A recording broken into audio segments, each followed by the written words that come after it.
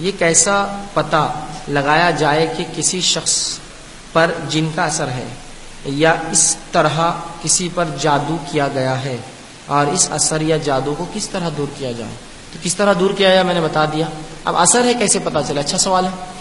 اثر ہے پتہ چلنے کے لیے سب سے پہلے تو خواب، ڈراؤنے خواب آتے ہیں کہ انسان کو جس کو جادو ہوتا ہے عمومی طور سے ڈراؤنے خواب آتے ہیں جس سے بہت زیادہ گھبرا جاتا ہے، بہت زیادہ پریشانی اس پر لاحق ہوتی ہے.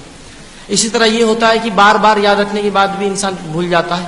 اس طرح کبھی یہ ہوتا ہے کہ کسی سے بہت اشد محبت ہوتی ہے، اچانک نفرت میں تبدیل ہو جاتی ہے. کل تک محبت اور آج نفرت ہو جاتی ہے. یا کسی سے کل تک اشد نفرت تھی، آج اچانک محبت ہو جاتی ہے. تو یہ اچانک مزاجوں کا تبدیل ہونا یا اسی طرح خوابوں کا آنا، یہ بہرحال دلیل ہوتی ہے. یا انسان کا گم ہو جانا یا خاموش اختیار کر لینا، اچانک بولتا ہوا انسان خاموش بیٹھ گیا، یہ بہرحال اس کی مختصر سی دلائل ہو سکتے ہیں. اسی طرح آگے انہوں نے پوچھا، ٹی وی پر بتاتے ہیں کہ نبی اکرم صلی اللہ علیہ وسلم نے عورتوں کو بچوں کے ولادت کے وقت تعویذات دیے ہیں، اور اسی طرح مختلف چیزوں کے لیے بھی تعویذات یا عملیات بتائے جاتے ہیں. تو کیا یہ صحیح ہے؟ اور اگر نہیں تو پھر ٹی وی پر ایک شخص تعویذات دینے کو ڈائریکٹ آپ صلی اللہ علیہ وسلم سے منسوب کر رہا ہے، تو کوئی اسی کے خلاف آواز کیوں نہیں اٹھاتا؟ برائے مہربانی جواب دیجیے. تو پہلی چیز تو یاد رکھیے، رسول اللہ صلی اللہ علیہ وسلم فرماتے ہیں، مسند احمد کی روایت ہے، من علق تمیمۃ فقد اشرک، جس نے تعویذ پہنا اس نے شرک کیا. من علق تمیمۃ فقد اشرک، تمائم عربی میں کہتے ہیں وہ چیزیں جو لٹکائی جاتی گلوں پہ، گھروں پہ، جانوروں پر.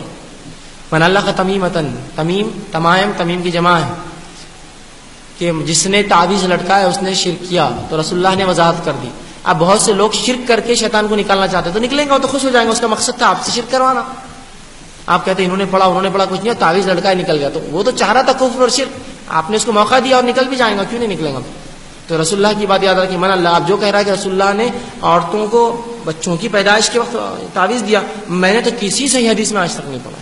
اگر ثابت ہو تو بہرحال وہ جو ہے بتائے ہمیں لا کر تاکہ ہم وہ کریں.